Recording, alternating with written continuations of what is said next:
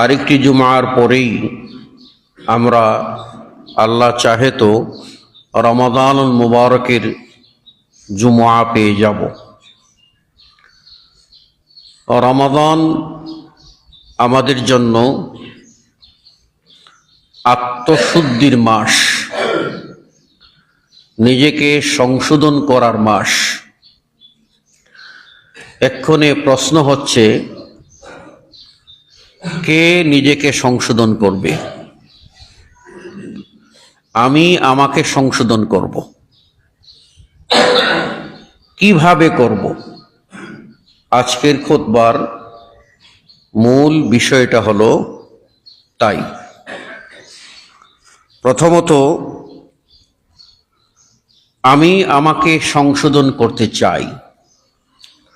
সত্যি কি চাই?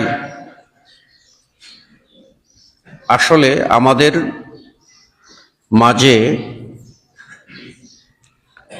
সংশোধন হতে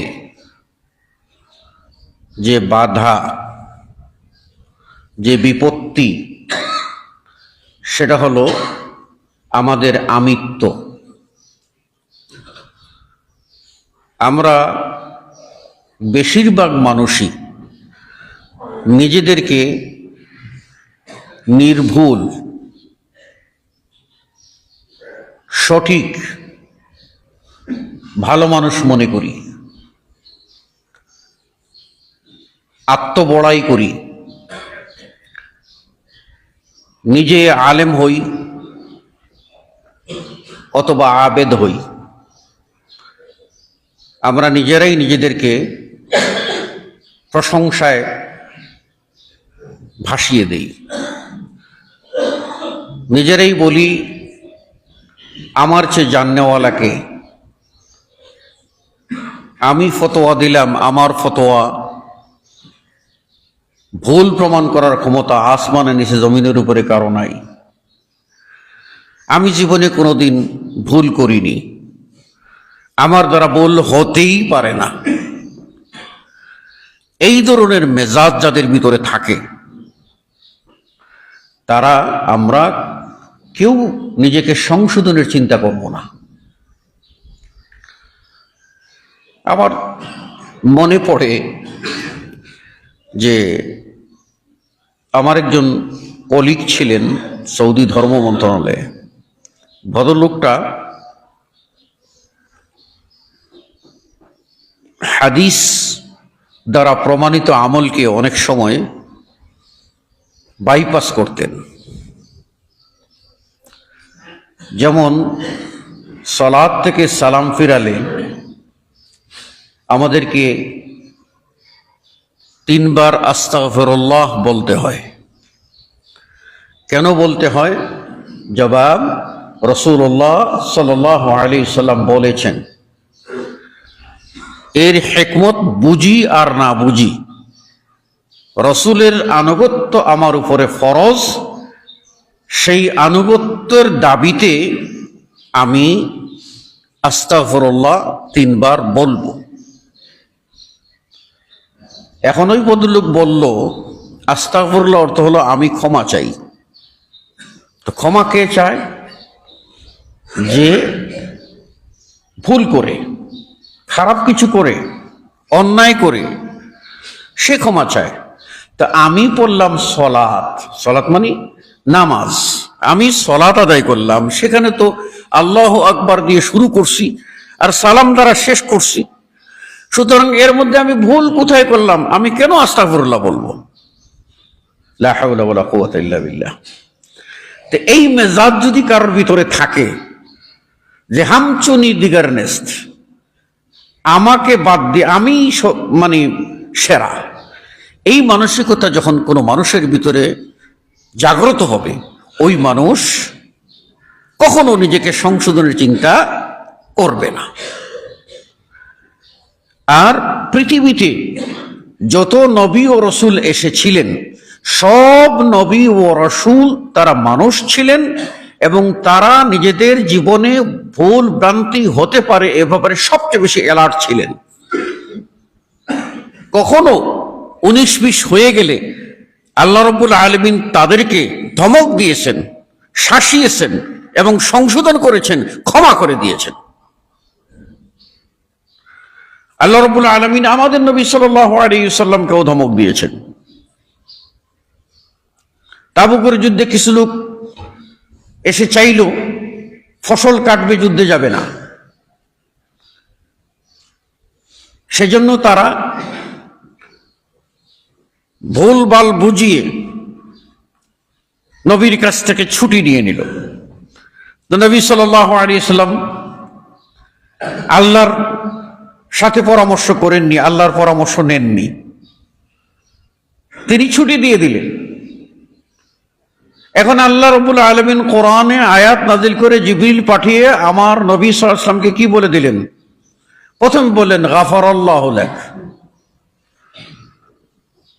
প্রথম অভয় বললেন গাফারাল্লাহু লাক, আল্লাহ তোমাকে ক্ষমা করে দিয়েছেন। আরে করতে আসে আল্লাহ তোমার ক্ষমা করুক, তো আল্লাহ নিজে বলছেন যেহেতু আল্লাহ ক্ষমা করে দিয়েছেন, তাহলে ক্ষমাটা কেন করে দিয়েছেন? তারপরে আল্লাহ বলছেন লিমা আযিনতা লাহুম, কেন তাদেরকে অনুমতি দিয়েছ? তাহলে না জেনে অনুমতি দিয়েছ, এটা তোমার ভুল হয়েছে, আমি আল্লাহ তোমাকে ক্ষমা করে দিলাম, আর এই কাজ কোনোদিন করবা না। এইভাবে নবী ও রাসূল গণকে আল্লাহ রাব্বুল আলামিন সংশোধন করেছেন এবং তাদেরকে ক্ষমা করে দিয়েছেন। তারা নিষ্পাপ, তারা মাসুম। মাসুম মানে কি? গুনাহ মুক্ত। এরপরে আর কোন ব্যক্তি কেবলমাত্র আল্লাহ রাসূল সাল্লাল্লাহু আলাইহি ওয়াসাল্লাম আল্লাহর নির্দেশে যাদেরকে মাসুম বলেছেন, মানে যাদেরকে জান্নাতের সনদ দিয়েছেন, এইরকম ব্যক্তি ছাড়া আমরা কেউ নিজেদেরকে নির্দোষ দাবি করতে পারি না। সাহাবায়ে কেরাম যাদের সম্বন্ধে আল্লাহ রাসূল সাল্লাল্লাহু আলাইহি ওয়াসাল্লাম বলছেন আল্লাহ আল্লাহ আসহাবি, খবরদার আমার সাহাবাদি কোনো মন্তব্য করো না। সাহাবাদের মর্যাদা অনেক ঊর্ধ্বে, তারপরেও সাহাবাদের মধ্যে এমন ছিল যে তারা নিজেদেরকে মনে করতেন কোনো একটি ভুল তাদের দ্বারা সংগঠিত হয়ে গেলে তারা মনে করতেন যে তারা বিরাট একটি পাথরের নিচে আসেন, কখন যেন এই পাথরটা তাদেরকে চাপা দিয়ে মেরে ফেলবে, এত ভয় পেতেন। গুনাহকে এত ভয় পেতেন, পাপকে এত ভয় পেতেন। কখনো মনের ভিতরে কোনো খটকা বেজে যায় কিনা সেটা নিয়ে আবু বকর রাদিয়াল্লাহু তাআলা আনহুর মতো ব্যক্তি, যার জন্য জান্নাতের 10 জনের নামের ভিতরে প্রথম হচ্ছে আবু বকর, বেহেশতের 8টি দরজার অনুমতি পাবেন, ডাক পাবেন, আহ্বান পাবেন সেই আবু বকর রাদিয়াল্লাহু তাআলা আনহু। রাসূল সাল্লাল্লাহু আলাইহি ওয়াসাল্লাম জীবদ্দশায় যিনি ইমামতি করার অধিকার পেয়েছেন, যিনি রাসূল সাল্লাল্লাহু আলাইহি ওয়াসাল্লামের পরেই খলিফা হয়েছেন, তার খলিফা মানে প্রতিনিধি, এই প্রতিনিধিটা তিনি এইভাবে তিনি খলিফাতুর রাসূল সাল্লাল্লাহু আলাইহি ওয়াসাল্লাম বা খলিফাতুর রাসূলিল্লাহ, আল্লাহর রসুলের সরাসরি খলিফা। এরপরে আসলেন ওমর, কিন্তু ওমর আর রসুলের মাঝখানে খলিফা কে? একজন আছেন আবু বকর। সেই জন্য ওমর নিজে বলতেন খলিফাতি রাসূলিল্লাহ সাল্লাল্লাহু আলাইহি ওয়াসাল্লাম, আল্লাহর রসুলের খলিফার খলিফা আমি। আল্লাহর রসুলের খলিফা আবু বকর, তারপরে হলো তিনি। তো সে আবু বকর রাদিয়াল্লাহু তাআলা আনহু মনের ভিতরে খটকা বাঁধলেই তিনি মনে করতেন আহারে আমি জানি মুনাফিকই ধরে ফেলল কিনা। তাহলে আমি কোন সাধু, যে আমি কি কোন জ্ঞান কোন বিদ্যা অর্জন করেছি, কোন তেলেসমাতি কোন কেরেশমা, যে আমি নিজেকে নির্দোষ প্রমাণ করতে পারি, বলতে পারি যে আমি নির্দোষ, আমার জীবনে কোনো ভুল হয় নাই। এইরকম মানুষ যারা থাকে, যারা বলে জীবনে কোনো ভুল হয় নাই, এই মানুষ জিন্দেগিতেও কি করবে না? অনুশোচনা করবে না, জিন্দেগিতেও সংশোধন হওয়ার তার পথ নাই। কেবলমাত্র ওই মানুষের পথ আছে যে মনে করে আমি একজন গুনাহগার, আমার দ্বারা ভুল হতেই পারে, আর আমার ভুল এর জন্য আমাকে তওবা করতেই হবে, আর আশা করে আমার আল্লাহ আমাকে ক্ষমা করবেন। হুযায়ফা ইবনুল ইয়ামান রাদিয়াল্লাহু তাআলা আনহু, তার ঘরে স্ত্রীর সাথে কিছু কথা হতো, যেই কথাগুলিকে তিনি নিজে মনে করলেন যে ঘরে টুকটাক কথা হয়, এই কথাগুলি যদি আল্লাহ ধরে ফেলেন তাহলে তো আমি বাঁচতে পারবো না। চিন্তা করছেন? আমরা আজকে কোটি কোটি টাকা হজম করে, হাজার হাজার কোটি টাকা হজম করে মানে বহাল তবিয়তে থাকি, খুন করে বহাল তবিয়তে থাকি, খুন করে বহাল তবিয়তে থাকি। একটা রিক্সা চুরি করবি কর, কিন্তু হাতুড়ি দিয়ে একজন গরিব মানুষকে এরকম মাইরা, তার মাথার মধ্যে মাইরা তাকে মানে রিক্সা চুরি করতে হবে, আর তোর বিবেক বলতে কিছু নাই। অমানুষের নিম্ন পর্যায়ে, এটাকে মানুষ বলা যায় না, হায় না চতুষ্পদ জন্তুর চেয়ে আরো নিকৃষ্ট। এইসব করেও আমরা বেপরোয়া। আর তিনি সামান্য ঘরের ভিতরে টুকটাক কথা হতেই তো পারে, দুটা থালা দুটা বাসন একত্রে থাকলে টুন করে এটা আওয়াজ লাগতেই পারে, এটা হতেই পারে। সেই জন্য রাসূল সাল্লাল্লাহু আলাইহি ওয়াসাল্লামের কাছে দৌড়ে এসে বলছেন, ইয়া রাসূলুল্লাহ ইন্নী যারিউল লিসান, আমার কথা একটু আগে চলে, কিছু 19-20 হয়, এটা যদি আল্লাহ ধরেন। আল্লাহ রাসূল সাল্লাল্লাহু আলাইহি ওয়াসাল্লাম বললেন, আইনা ইস্তিগফারুকা লাক, তোমার দৈনন্দিন তওবা ও ইস্তিগফার গুলি কোথায়? তার অর্থ হলো মানুষের ছোটখাটো ভুল ভ্রান্তি এটা তাকে স্বীকার করতেই হবে, ছোট হোক আর বড় হোক। আর এই ভুল ক্ষমা হওয়ার মেডিসিন হচ্ছে জবান দ্বারা, অন্তর দ্বারা সব সময় তওবা ও ইস্তিগফার পড়তে থাকা।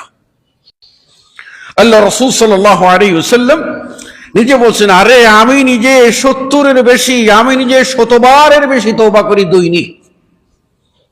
তাহলে আপনি আমি কোন ব্যক্তি, যে ব্যক্তি বলতে পারি যে আমার দ্বারা কোনো ভুল হতে পারে না, আমার তওবার কি দরকার? বলতে পারি? কখনো না। আল্লাহ রাসূল সাল্লাল্লাহু আলাইহি ওয়াসাল্লাম সালাতে ইমামতি করলেন। রাসূল ইমাম আর মুক্তাদি কারা? মুক্তাদি আমরা নই, আমাদের আগের মুহাদ্দিসিনরা না, তার আগের আইম্মে মুজতাহিদিন না, তার আগের তাবেঈনা, তার আগে তাবেঈনা। কারা? আসমানের নিচে জমিনের উপরে নবী ও রাসূলের পরে যারা শ্রেষ্ঠ মানুষ, সাহাবায়ে কেরাম রিজওয়ানুল্লাহি আলাইহিম আজমাইন, তারাই মুক্তাদি। আর ইমাম হলেন সমস্ত নবী ও রাসূলের ইমাম মুহাম্মদুর রাসূলুল্লাহ সাল্লাল্লাহু আলাইহি ওয়াসাল্লাম। সালাত পড়ানোর কথা 4 রাকাত, 2 রাকাত পরে রাসূল সাল্লাল্লাহু আলাইহি ওয়াসাল্লাম সালাম ফিরিয়ে ফেলেছেন। সালাম ফিরানোর পরে সাহাবাদের ভিতরে কথা হচ্ছে যে সালাত কয় রাকাত হলো, যেমন আমরা এরকম করি না, কয় রাকাত হলো? তো বলছে যে সালাত তো 2 রাকাত হলো।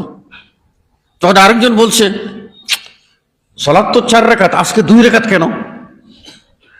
এখন তো নবী সাল্লাল্লাহু আলাইহি ওয়াসাল্লাম বিদ্যমান আছেন, ওহী নাযিল হচ্ছে, জিবরাইল আসেন, হতে পারে 4 রাকাতের সালাতের জায়গায় আল্লাহ 2 করে দিয়েছেন, এমনও তো হতে পারে। এখন এটা তো নিশ্চিত হতে হবে রাসূল সাল্লাল্লাহু আলাইহি ওয়াসাল্লামের কাছে গিয়ে যে আসলেই 4-এর জায়গায় রাসূল ভুল করে 2 পড়েছেন, নাকি আল্লাহ 4কে 2 মাইনাস করে 2 রেখেছেন। হতে পারে।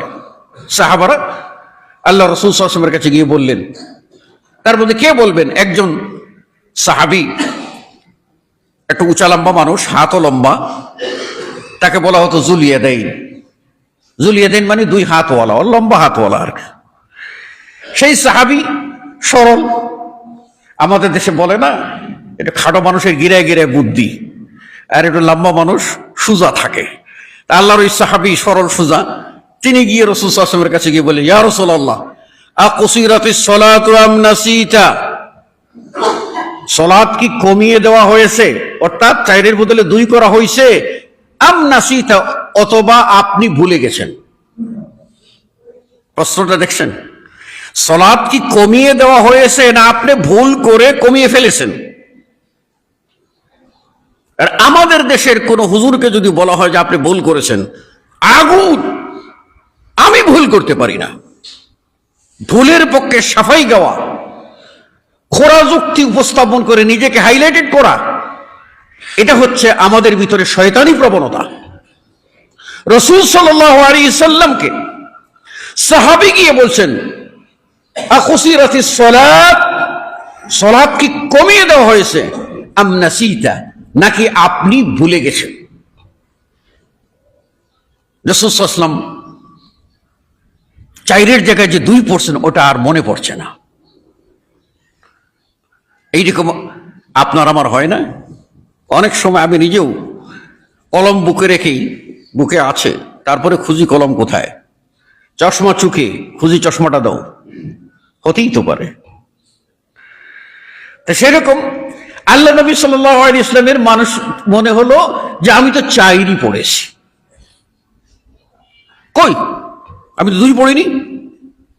তো রাসূল সাল্লাল্লাহু আলাইহি ওয়াসাল্লাম জবাব দিচ্ছেন, তার যে বিশ্বাস, তার ধারণা অনুযায়ী জবাব দিচ্ছেন, মা কুসিরাতিস সালাত ওয়া মা নাসিতু, সালাত কমানো হয় নাই, আমিও ভুল করি নাই। তাহলে কি হলো? সালাত কমানো হয় নাই, ইসরায়েল 4 রাকাতই আছে, আমি ভুল করি নাই, তার অর্থ হলো আমি 4 রাকাতই পড়ছি, ভুল করি নাই। তখন আবু বকর রাদিয়াল্লাহু তাআলা আনহু মুরব্বী মানুষ, আল্লাহ নবীর বন্ধু মানুষ, 2-2.5 বছরের ছোট, রাসূল সাল্লাল্লাহু আলাইহি ওয়াসাল্লামের পরে খলিফা হইছেন, রাসূল সাল্লাল্লাহু আলাইহি ওয়াসাল্লামের 2.5 বছর পরে মারা গেছেন, বয়স দুইজনেরই 63। আল্লাহ ওইভাবে হিসাব করেছেন। আল্লাহু আকবার। আবু বকর রাদিয়াল্লাহু তাআলা আনহু রাসূলের দোস্ত, সাহাবাদের মধ্যে মুরব্বী, বয়স্ক, তিনি আগাই গেলেন, গিয়ে বলেন, ইয়া রাসূলুল্লাহ, আপনি তো আজকে 2 রাকাত পড়ছেন। ও তাই নাকি? 2 রাকাত পড়ছেন, তাই নাকি? তার মানে হলো এই কথার পরেই তিনি বুঝতে পারলেন যে নিশ্চয়ই আমার ভুল হয়ে গেছে। তারপর রাসূল সাল্লাল্লাহু আলাইহি ওয়াসাল্লাম সাথে সাথেই কিবলামুখী হলেন, আল্লাহু আকবার করে দাঁড়িয়ে গেলেন, সাহাবারা পিছনে দাঁড়িয়ে গেলেন, 2 রাকাত অসমাপ্ত সালাত সমাপ্ত করলেন এবং সহসিজদা দিয়ে সালাত কমপ্লিট করলেন। এই জানলাম যে সালাতে ভুল হইলে সহসিজদা দিতে হয়, এটাই আল্লাহর ইচ্ছা ছিল হয়তো। এরপর রাসূল সাল্লাল্লাহু আলাইহি ওয়াসাল্লাম কি বলেছেন? রাসূল সাল্লাল্লাহু আলাইহি ওয়াসাল্লাম বলেছেন, আনা বাশারুম মিসলুকুম, ও আমার উম্মতেরা শুনে রাখো, ও আমার সাহাবারা শুনে রাখো, আনা বাশারুম মিসলুকুম, আমি তোমাদের মতো একজন মানুষ, আনসা কামা তানসাউন, তোমরা যেই রকম ভুলে যাও আমিও সেই রকম ভুলে যাই। ফাইজা নাসিতু, যখন আমি ভুলে যাই, ফাযাক্কিরুনি, তোমরা আমাকে স্মরণ করিয়ে দিও। কি বুঝলেন? কি বুঝলেন? এখানে রাসূল সাল্লাল্লাহু আলাইহি ওয়াসাল্লাম আমাদের মতো মানুষ, ভুল হওয়ার প্রবণতা আছে কোন বিষয়ে?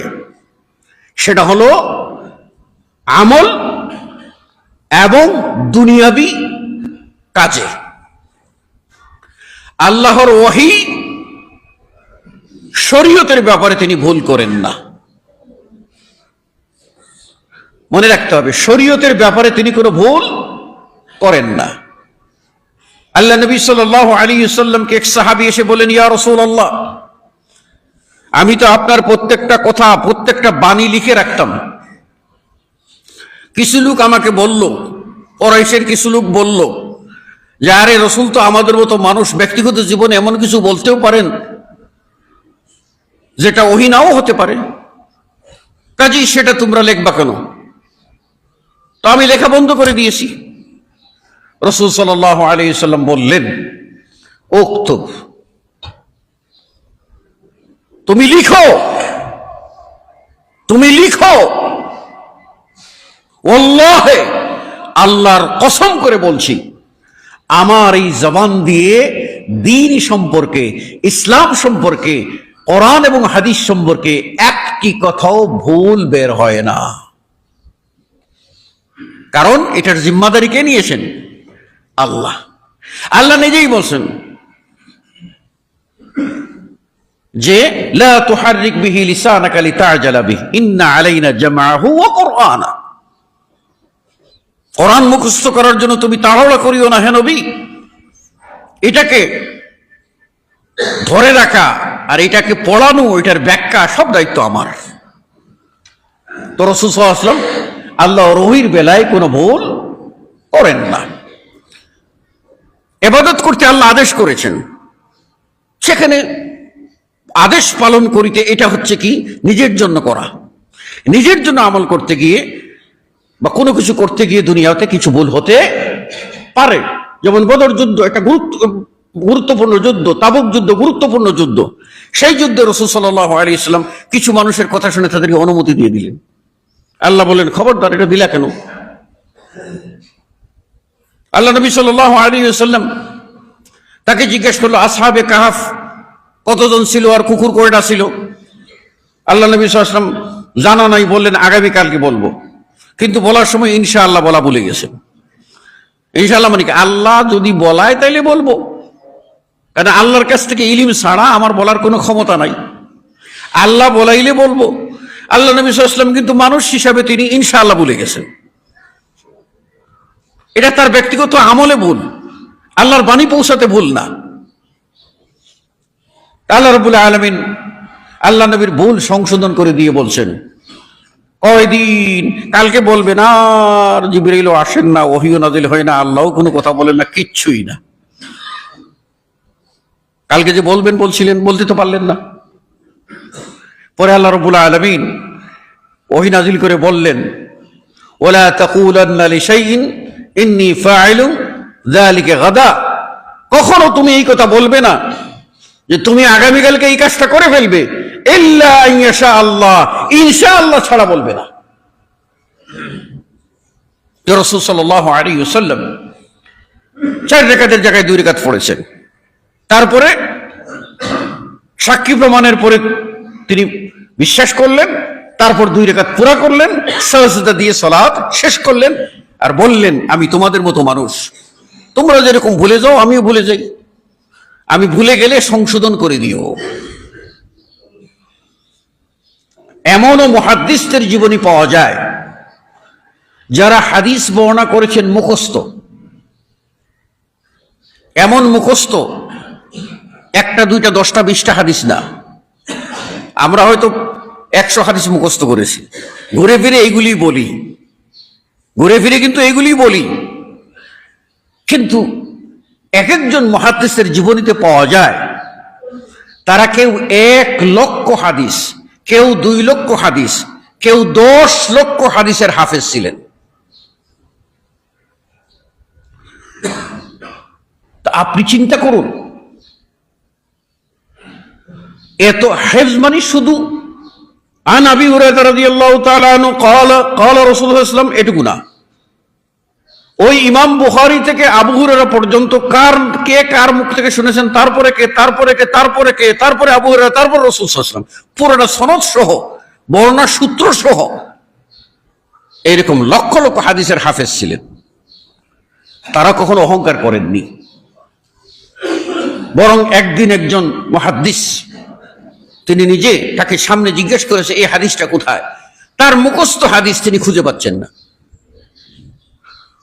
কাজ করছে না। পরে তিনি লজ্জিত হয়ে গেলেন, মুখস্থ হাদিস নাই।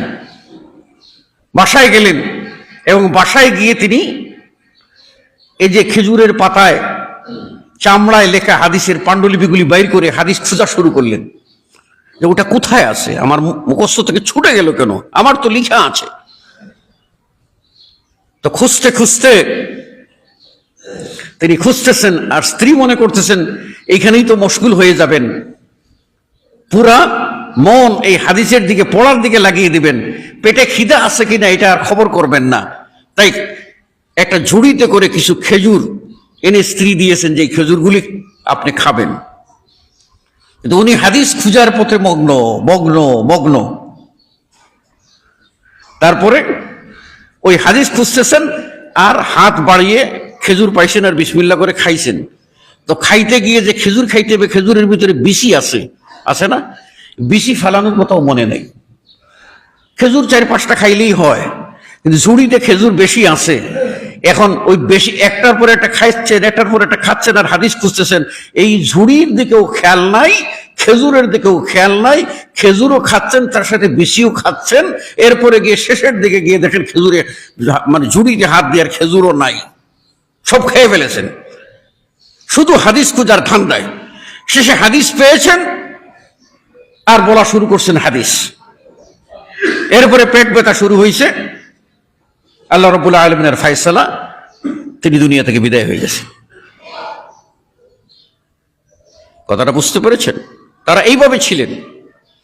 আমাদের উস্তাদ যাদের কাছে আমরা পড়েছি তারা এরকমও ছিলেন যে এশার সালাত আদায়ের পড়ার পরে খাইতে দেওয়া হয়েছে এবং তারা কালকে হাদিস পড়াবেন, এটা হাদিস যাচাই করতেছেন হাদিস সঠিক না বেঠিক, বুঝতেছেন না, পড়তে শুরু করেছেন।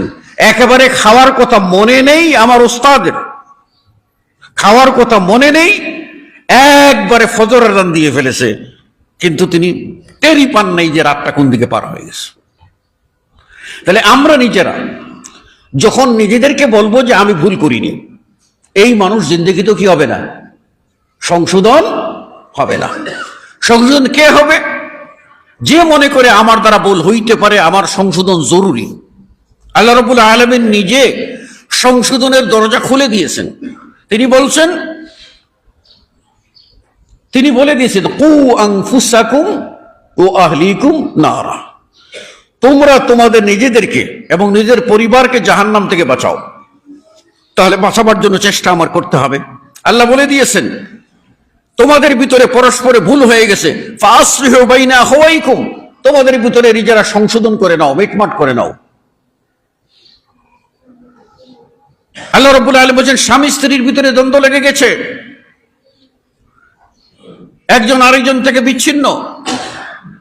আল্লাহ রাব্বুল আলামিন বলছেন ইন ইউরিদাল ইসলাহ, তারা দুইজনে যদি মিটমাট করতে চায়, ইউওয়াফিকিল্লাহু বাইনাহুমা, দুইজনের ভিতরে আল্লাহ মিটমাট হওয়ার তৌফিক দেবেন।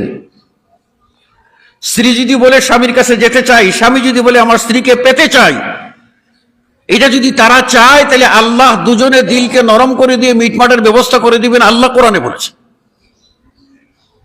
আর যদি বেগম পেগম ধরে বসে থাকে যে আমি বড়লোকের মেয়ে, আমি যাব না, অথবা স্বামী যদি মনে করে আমি পুরুষ মানুষ, আমি কেন নথি স্বীকার করবো, জিন্দেগি তো মিটমাট হবে না। আয়েশা রাদিয়াল্লাহু আনহার উপরে জিনার অপবাদ দেওয়া হলো বনি মুস্তালিকের যুদ্ধ থেকে ফেরার সময়। সেই অপবাদ মুনাফিকরা দিল। আল্লাহ রসুল নির্দোষ, আয়েশা নির্দোষ, অথচ রসুল সাল্লাল্লাহু আলাইহি ওয়াসাল্লাম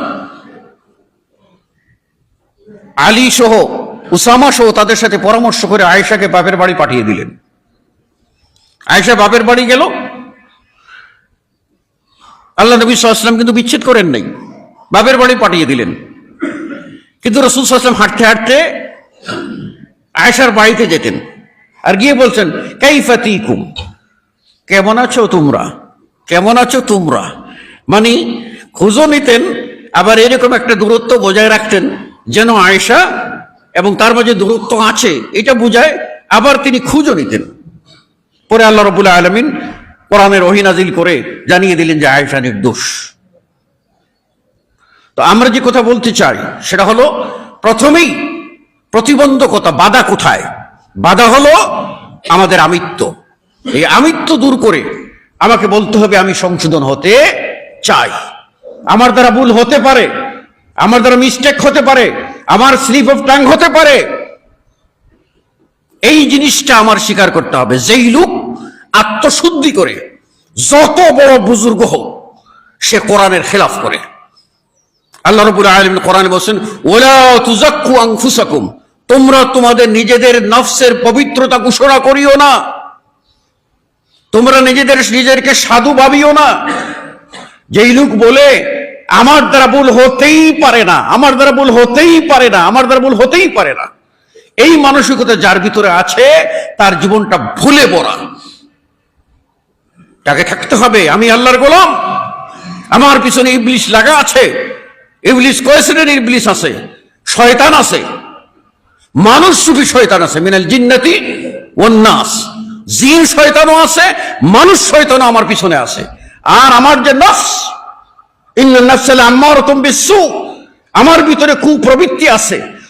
এই কুপ্রবৃত্তি, কুরিপু, নফসে আম্মারা, এটা আমাকে খারাপ দিকে ধাবিত করবে, খারাপ কাজটাকে আমার কাছে সুন্দর করে তুলবে শয়তান।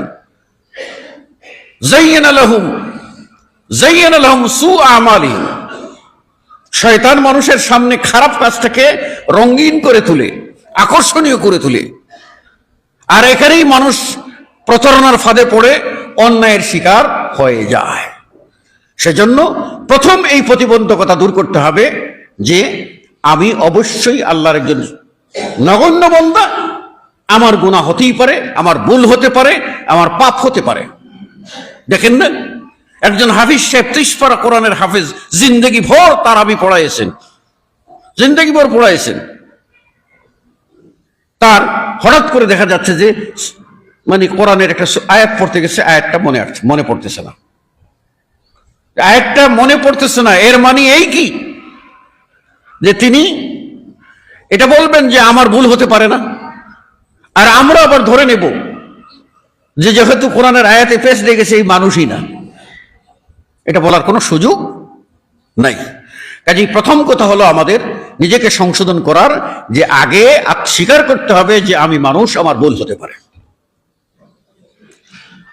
2 নম্বর, আমাকে যে কাজটি করতে হবে সেটা হলো আত্মসমালোচনা। আত্মসমালোচনা, প্রত্যেকটি কাজ ভালো করি আর মন্দ করি, আমার জীবনে ঘটে যাওয়া যে কোনো কাজ, সেই কাজটি করার পরে যদি দেখি যে কাজটা আমার সঠিক হয়েছে বিবেচনায়, তাহলে বলবো এটা কার পক্ষ থেকে? আল্লাহর তরফ থেকে দয়া। ওয়া ইন আসাবতু, আমি যদি ভালো কাজ করি, ফামিন আল্লাহ, কার তরফ থেকে? আল্লাহর তরফ থেকে। আর আমি যদি ভুল করি, আমার সমালোচনায় ধরা পড়ে আমি ভুল করেছি, আমার বিবেক বলছে আমি ভুল করেছি, তাহলে কি বলবো? যে ফাবিন্নি ওয়া মিনাশ শাইতান, এটা আমার নফস থেকে এবং শয়তানের পক্ষ থেকে এটা হয়েছে। এই অনুশোচনা আমাদের আসতে হবে, আত্মসমালোচনা।